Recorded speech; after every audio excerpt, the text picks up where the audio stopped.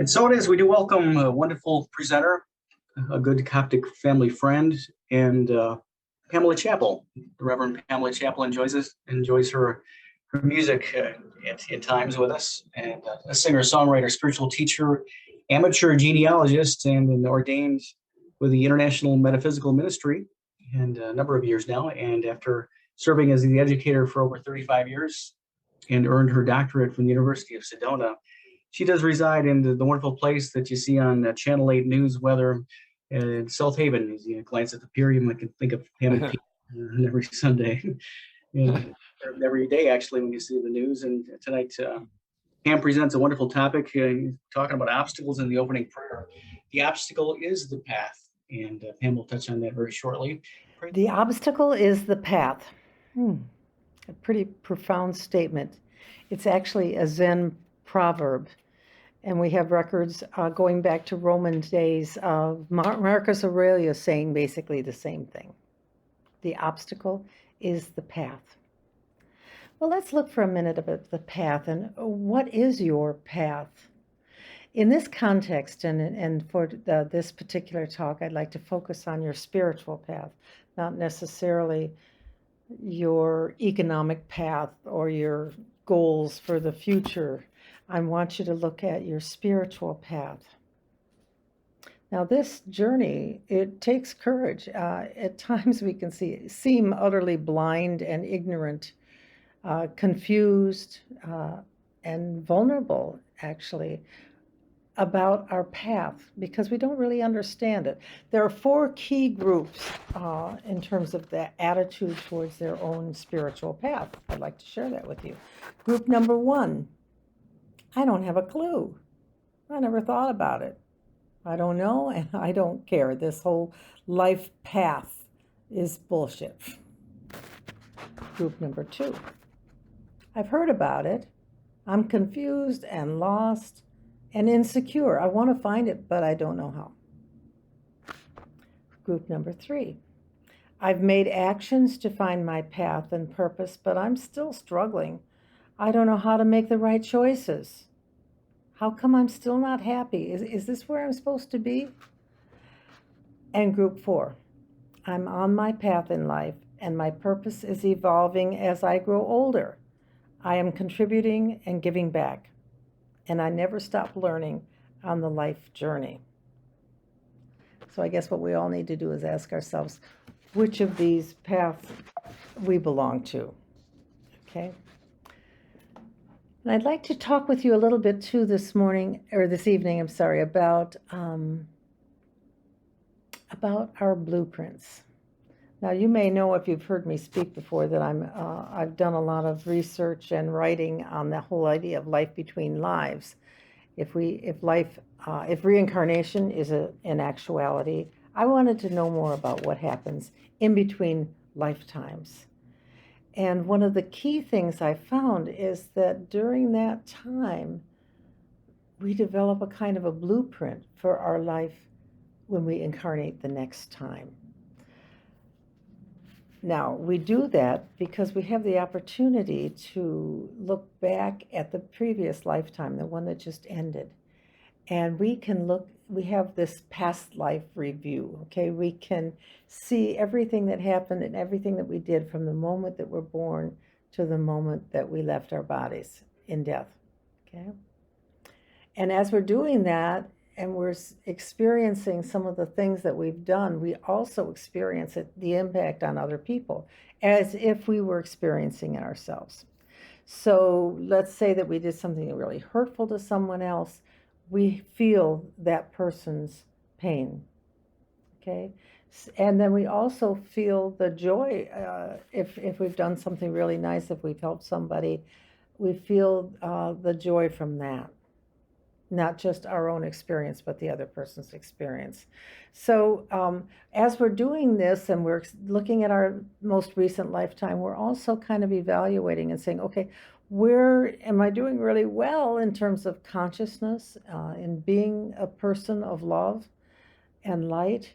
And when am I falling down? Where are the issues that we still need to work on? So that gives us a starting point for our blueprint. And then we work with other people, other souls that are also working on their next lifetime. And we have masters, teachers, soul guides, all sorts of help in helping us come up with a plan for our next lifetime. Now, you may say, a plan? What are we talking about? Well, let's say that one of the key things that we've realized was a problem for us in the past life was forgiveness, that we held on to grudges, and that kind of poisoned our life experience in so many ways.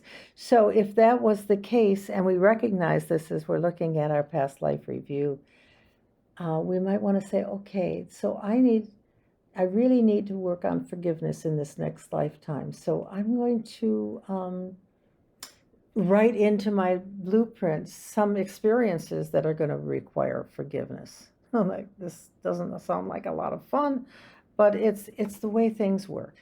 So we work with a group of other souls that are doing the same thing, and maybe somebody in my soul group will say, okay, I will do something in your lifetime that requires forgiveness.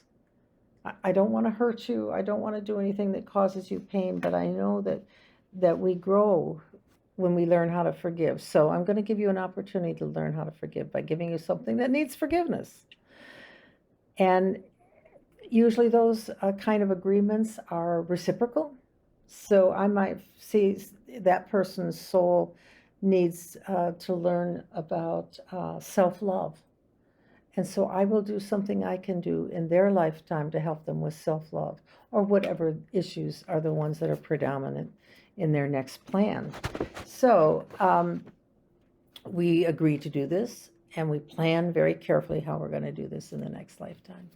And this goes on for all sorts of things that we want to work on in the next lifetime. It's part of our blueprint. So, and then, of course, we also have free will.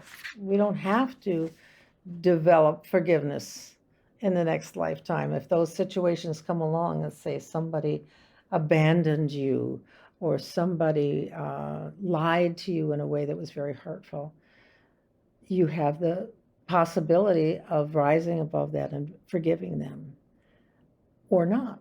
That's your free will. Yeah. Okay, so that's part of the parcel about our whole life here.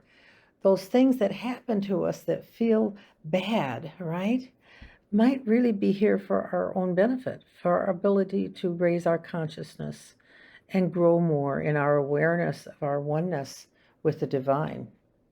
There are a lot of things that happen in our life that we're not aware of. Buckminster Fuller, who was a great philosopher, mathematician, scientist, inventor, you name it, had a story that he used to tell about the honeybee.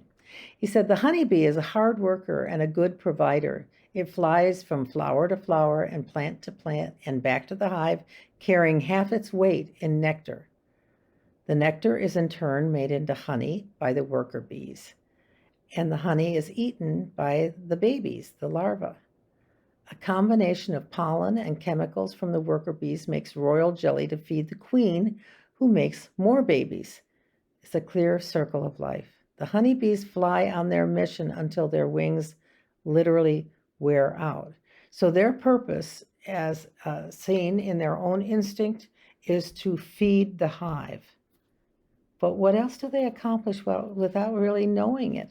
As they're out there gathering half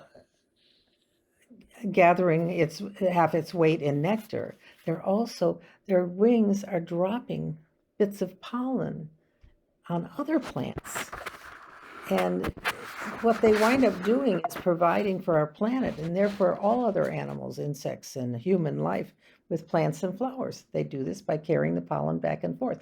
They don't know that that's their key role in their life, because they're busy just doing this job, right? And so we can be like that sometimes.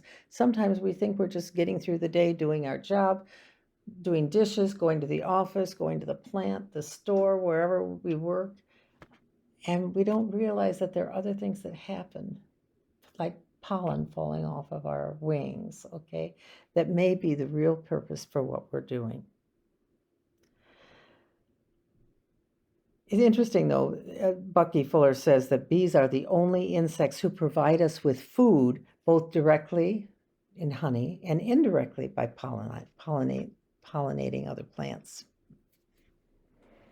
Okay, I'd like to talk with you a little bit about obstacles. Now, we have to understand that pain is part of the package of being alive. It's the human experience. We're all going to have it. And it can come, as we know, as we've experienced in many different ways. Right now, COVID is very much in our minds, and all that time that we were isolated from COVID, we saw that as a big obstacle to living our lives. My husband had a heart transplant 13 years ago this summer. And that was a huge obstacle in his life. He left his career, he wound up retiring. The other illnesses, of course, and loss when somebody we love dies or leaves us for whatever reason. There's rejection, limited finances. There's also social and political, economic issues are folding around us every time we turn on the TV, right? There are other kinds of obstacles, though. For example, there's our inability or unwillingness to face the unknown, our fear of that. There's our need for instant gratification. You know, we live in the microwave age. There's a misinformation and getting the wrong advice. There's pressure to conform. Oh my goodness, take care of who you hang out with. Take care who you hang out with. Because the pressure to conform is immense. Actually, the pressure to conform within your own family can be a real heavy obstacle for you too.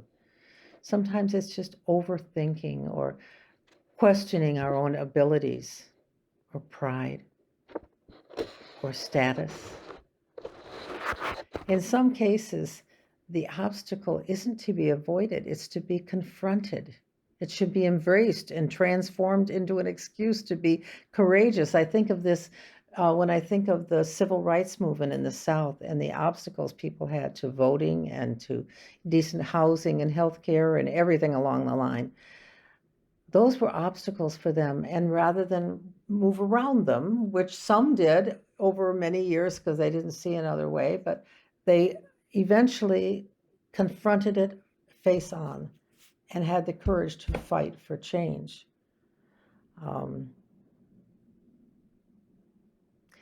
Taking the easy way is not always the best way.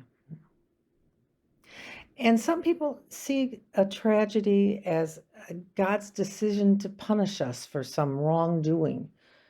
And that's kind of out of our need to create a sense of order. I don't believe God punishes us in that. I don't believe God punishes us. I believe we punish ourselves inadvertently.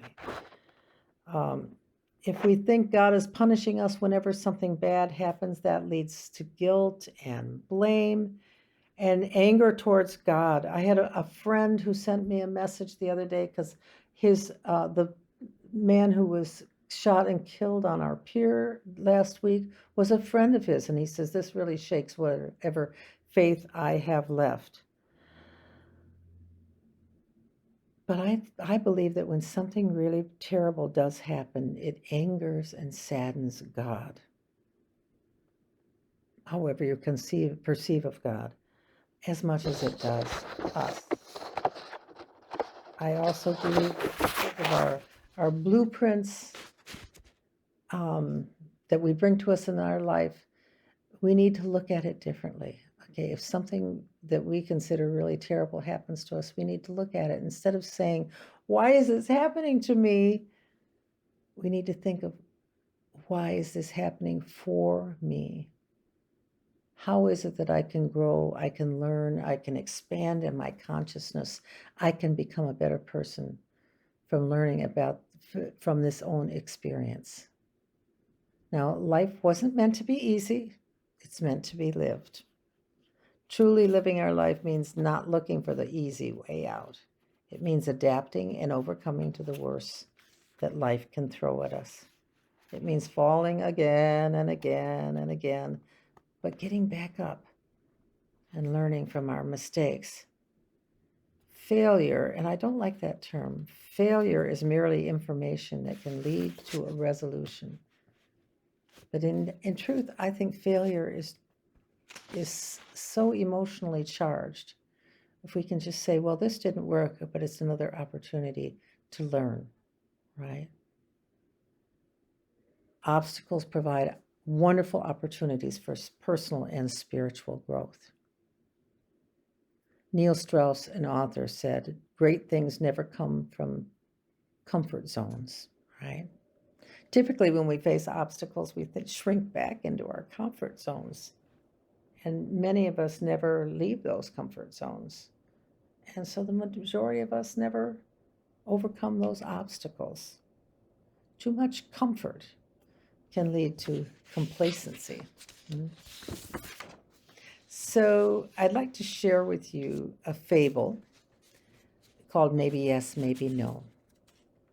There once was a farmer who had a wife and a son. The one son helped the farmer with the chores, and on the farm they had one horse, which helped the farmer plow his fields and travel to town.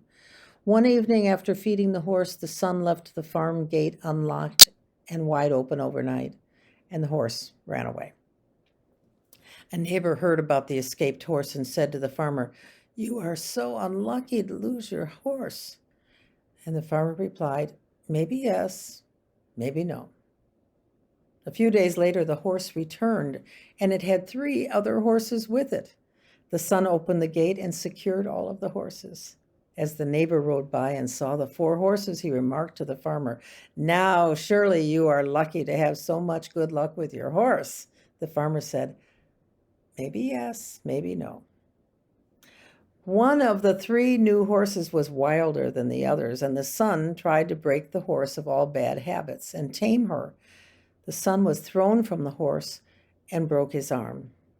Spotting the sling and brace on the son's arm, the neighbor said, "What terrible misfortune to have your son's arm broken. You are so unlucky." The farmer remarked, "Maybe yes, maybe no." A few days later, the government troops marched through town and conscripted all able-bodied young men in the area to serve in the army.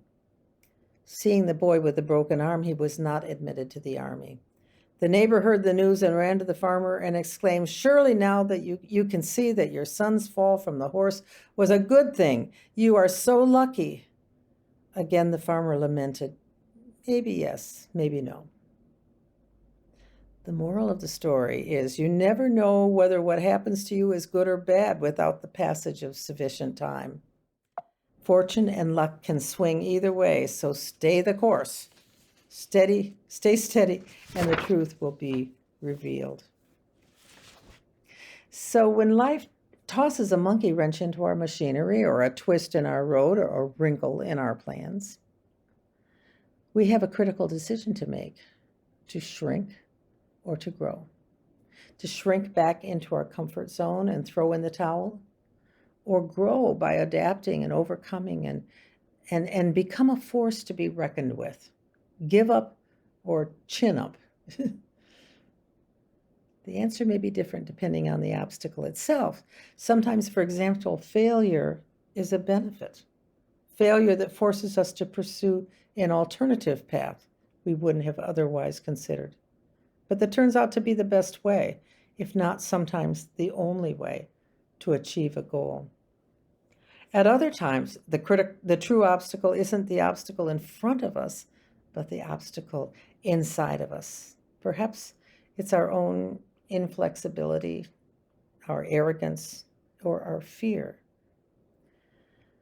So I would suggest that you carefully observe yourself. Learn to become an observer of yourself. Sometimes we're too much caught up in our minds because of emails, the phone, the TV, the job. Take a step back and simply reflect on yourself. For one day, you can ask yourself, what have you worked for today? Or what worked and what didn't work? Is there something that inspired you? What new thoughts came up? How have you become more aware, more conscious, more loving? Are you living your life on purpose? So here are some 10 positive symptoms of a spiritual awakening. You hear the old Negro spiritual called Keep Your Eye on the Prize.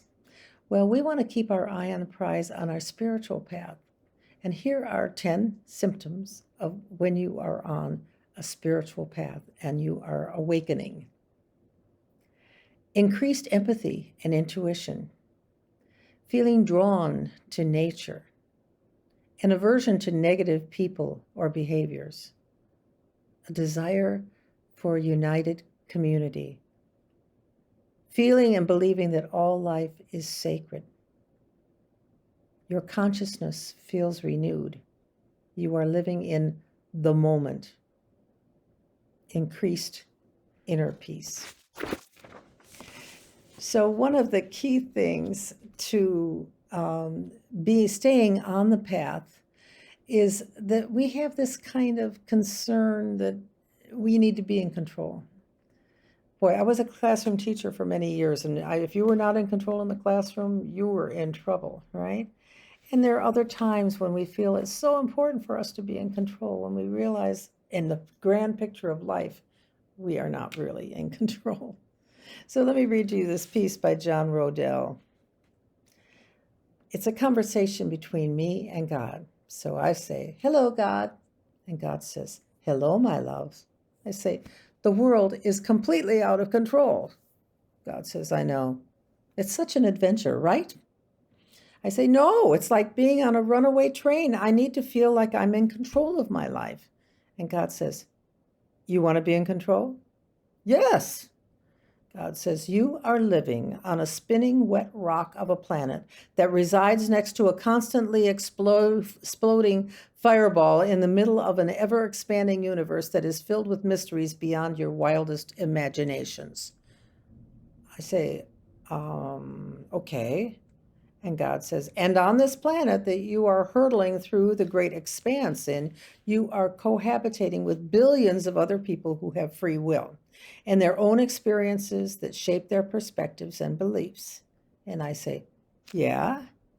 And God says, and while all of this is going on, your soul is residing in a physical body that is such a miracle of delicate engineering that at any given moment could produce its own last heartbeat. Right. What is it about your existence that you think you have any control of? And I say, God says, come on, you know the answer to this. What can you control? How kind I am to people? God says, yep. And one other thing. And I say, what's that? How kind you are to yourself. Aside from that, most everything else is a bit outside of your design. I say, that's a bit terrifying. And God says, all great adventures are. So I just love that. We think we're so in control and we want to be in control. I wanted to close with sharing a short paragraph from a friend of mine who is going through cancer treatment right now. And there was a good question she might not survive this cancer. But she's been writing on Facebook nearly every day of her experiences, and I think it's been beneficial to so many. So let me share a bit of what she wrote. She was talking about owning our reality is key to dealing with it successfully. So her obstacle is cancer, right? And owning it is so important. She says, I'm not suggesting that we limit our focus to the hard parts of our lives. In fact, I think it's critical that we open the viewfinder wide enough to take in, replay, and even relish the good things that still happen in our everyday life. The attitude of gratitude has been so helpful in this chapter of my life, and family and friends have given me so much to be grateful for. As always, balance is important, and it helps us to go the distance. You may be on your own dark path right now. I do hope you're not trying to go it alone. Faith, family, and friends really can make the journey so much easier. Much love and appreciation to all the helpers that allow us to face hard truths and carry on. So, the obstacle is the path. And I leave this with you with love and blessings.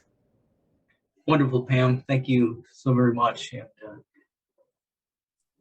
I'm trying to think of the words that of the horse story that you mentioned about maybe so, maybe not. I think how much of that really comes into play with some of the obstacles we do face, and wonderful things you touched on, and key points for at this time. We all have our things that we go through of our lessons in life, and what a wonderful message.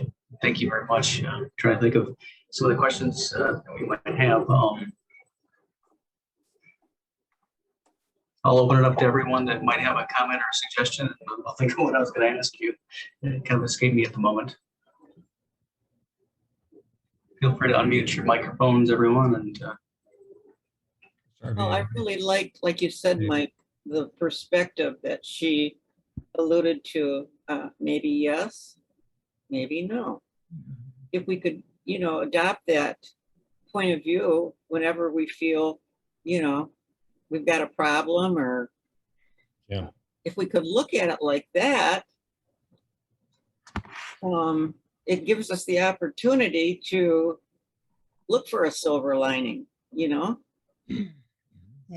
I like that. Me too. I have to ask, did you guys lose the feed on that? Did Yeah. it freeze up?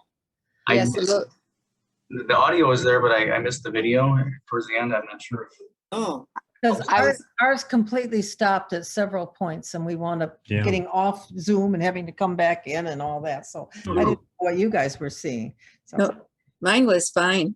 oh, Mine, fine. mine stopped for a minute or two totally. And I saw Alan. I did.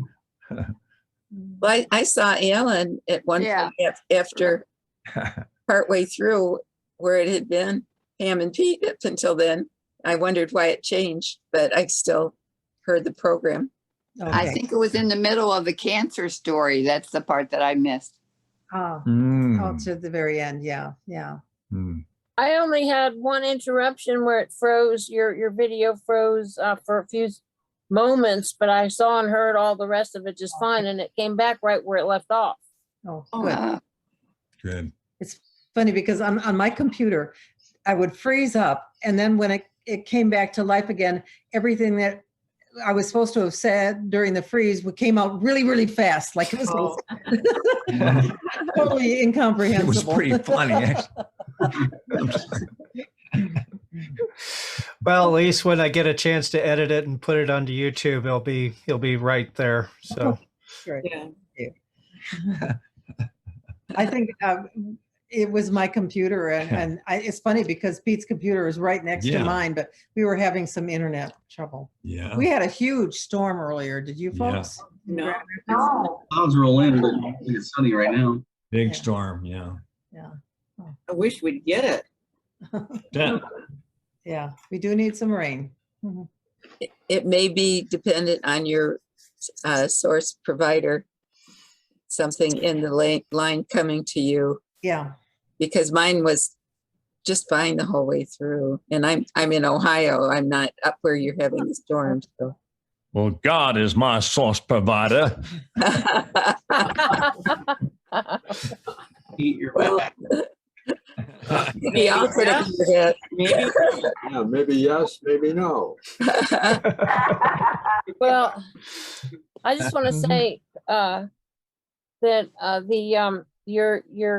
your interest in the in between lives, the past life review, and how we create an agenda or an intention for our next life, and you utilize the past life review experiences to put that together.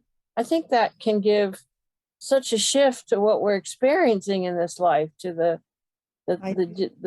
hard things that we just don't seem to be able to master and keep coming back at us. I think that's a good indication that it's one of those obstacle is the path things that we really need to learn in this life journey that we've set before ourselves, like you say, before we started, before we came in. Yeah. Pam, did you give this talk before or something close? Because that idea of planning before we come, I felt that about something that happened to me that was planned between a family member and me, and it kind of helped me understand and forgive that person. So did I get that idea from you from a talk at Coptic a long time ago, or did it just come to I don't know me? if you got, I don't know if you got it from me, but I did do a talk on that a while back. right. Yeah, on Life Between Lives and all that blueprint stuff. And then Yeah. I asked a minister about it, and he said, no, that couldn't possibly be. Nobody would. So, Yeah. Oh, Well, you know, I think a lot of people think when they hear about this, they say, well, wait a minute, where's God in the mix? Where's God in the plan for your life? And my understanding is all of those spirit guides and angels and so forth that help us create our plan are direct emissaries from God. So all of this is under, the purview of the great divine, however Mhm. you perceive that to be. Yeah. well, and I felt good because I felt, well, it was hard for that person to do it. Uh-huh. I mean, the person loved me, but yet they volunteered me. I'll do that. I'll help you. So Right. there's a I purpose agree. to it. I do Yeah. think it's a real good key to forgiveness, because we can Yeah. understand maybe that was written into our plan, Mm, and that person unknowingly, of course, we don't remember these plans, but maybe right. that person showed up to teach Yeah. us things. Right. But it does create such a huge shift in the whole context that we confront something in our life. That Yeah. nothing else does that. Mhm. I have a statement I use often that life is not our home. Life is a school. Life is what? You mean school. the earth is not, SCHOOL. the earth life- is not our Cool. Earth is not our home. We have certain tests. It's a school. And with the Coptic philosophy, I think it has a lot to do with diet, meditation, exercise, helping others, serving others, and all those things. Well, that makes us aware of Make this. it aware of it, and then when we get to the other side, we go through a life review of our schoolwork. Uh-huh. We decide where we're going to go next. Is it Yeah. another planet? We're going to go back to we have to go back to school on planet Earth, whatever it is. But when something appears to you that we are being challenged by, you say, I will master this. This is what Hamid Bey said a lot. I will master this. Diet, meditation, exercise, helping others, serving others, whatever that might be. But we're here to graduate. And then when we get to the other side, we go through the life review. Where do we go next? We go to another planet. We come back to Earth. Depends on our guides the other side of the setting. So that's a simple philosophy, but I think it applies to all of us. You know, there were a couple of things that I forgot to include in that talk that I want to mention. And one is sometimes when we meet a major obstacle, it can shift us in ways that we wouldn't ordinarily go, and so that obstacle can sometimes be the greatest gift possible. Mm. It also sometimes might mean that door that closed is not the door for us. Maybe there's a better door, Mhm. Right. and that's one reason why we have the obstacle. So And that's when you wait to see how the outcome plays out. Maybe yes, maybe no. yeah, right. I'll take door 3. Well, a lot of us have been married more than once, and we think that our first marriage, was an obstacle. There's a not so good feeling that comes from that, like, A failure. a failure, or, it just didn't turn out the way we had hoped. But I'm just thinking tonight, when you mentioned maybe yes, maybe no, we need to look at the blessing Mhm. of what that relationship brought to us. Mhm. And I have my son. I have my ex-husband to thank for my son. John and I were not able to have children. So that was my blessing from that union so that we would have a child. And I never looked at it before that way until tonight. So Yeah. Mhm, there are blessings that come from obstacles. Mhm. mhm. Mhm. Yeah. The obstacle is the path. Mhm. Right. So,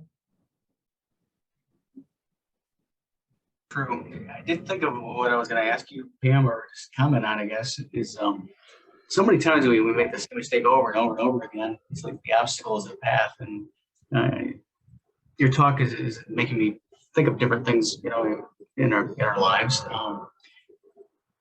Instead of going for that life review down the road, is there a way to, if you can't hear me, I'm getting closer. Is there a way to conquer it, I guess, or the path, the obstacle, you mean? yeah, and it's like, okay, There for a take a lesson. good look at yourself within, and you find it's like, okay, I don't like that about me. Why come back and do it again? Let's just take care of it now, you know. But I guess the ignorance or our makeup doesn't always take care of that issue in our lives or something, you know. You know, as you say, if the same lesson comes up time and time again, just as, you know, the same obstacle comes up time and time again, if we're really conscious, we can look at that and take Yeah. a look at it and say, okay, what is the meaning of this in my life? Why is this happening? And what can I learn from it? And that's where meditation really is central. And if we can do that, sometimes we can have a kind of awakening awareness. Oh, okay, now I get it. Mhm. Now I get it. And then we can move beyond it. But if we just kind of sailing through life and not paying a lot of attention to it, we won't get it. We'll have Moving- other opportunities, of course, but we won't get it at that time. Moving beyond it is a good word. Yeah. Yeah. Moving beyond.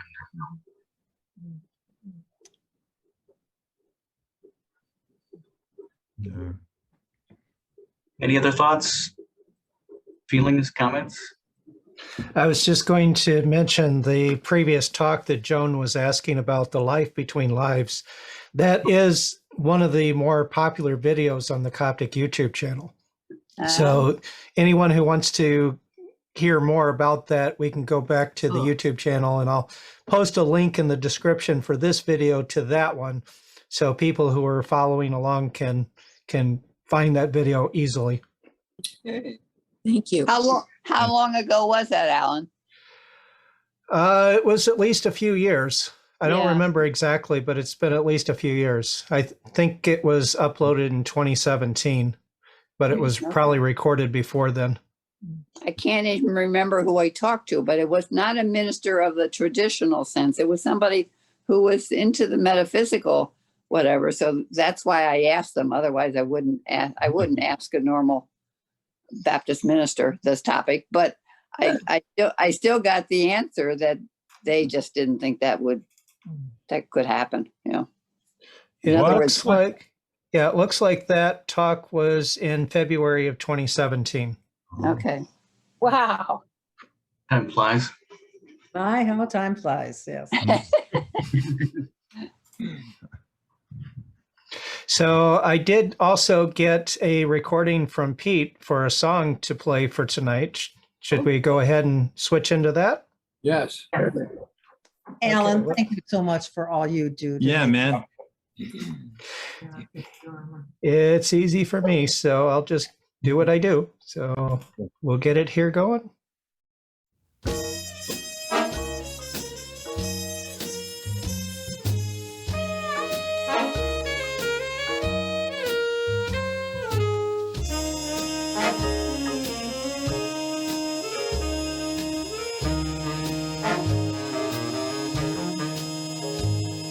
The summer wind came blowing in across the sea. It lingered there to touch your hair and walk with me. All summer long we sang a song, and then we strolled the golden sand. Two sweethearts and the summer wind. Like painted kites, those days and nights, they went flying by. The world was new beneath the blue umbrella sky. Then softer than a piper man, one day it called to you. I lost you to the summer wind. The autumn wind and the winter winds have come and gone, and still the days, those lonely days, they go on and on. Guess who sighs his lullabies through nights that never end? My fickle friend, the summer wind, the summer wind, warm summer wind, the summer wind.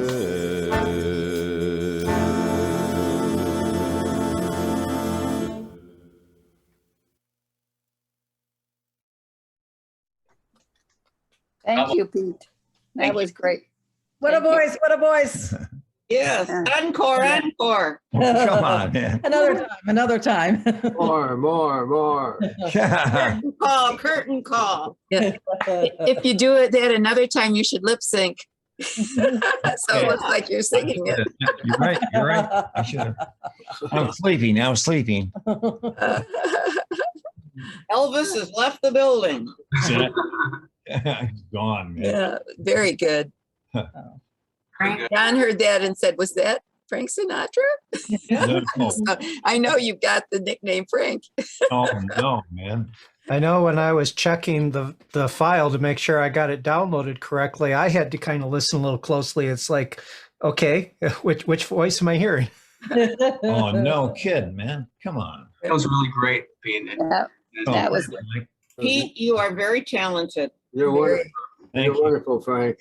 that's one of one of your best. Yeah. No, I think so too. But I just love music. Well, you are, I would love to hear it. Einstein loved music too. remember, you are, Well, no, I'm just saying, you know. Pete, remember, you are the incarnation of Frank Sinatra. Oh, okay. Thanks, Elvis. Okay, enough of that. Go, take it away. Make way, Mike. Please, get me out of here. Get me off. That's the unofficial ending of the Summer Winds with the Sunday evening experience. Thanks to Frank, Pete, Pam, thank you. And no Labor Day gathering for next weekend on September 5th. Oh, that's right. Yeah, we join us all together in September. Bob Hunnigan joins us. Golf is a metaphor of life, right up John Davis's alley. That'll be a nice topic. And September also with David Schroeder and yet to be determined topics. So more on the way for the fall winds and Sunday nights virtually here on the Coptic Center Sunday evening experience. So thank you, Pete. Thank you, Pam, and everyone for joining us again. And, Thank you, everybody. Namaste. Bye-bye. Good evening. Good evening. Have a good week. You're the best. Ready, a good couple of weeks. Yeah. Yes.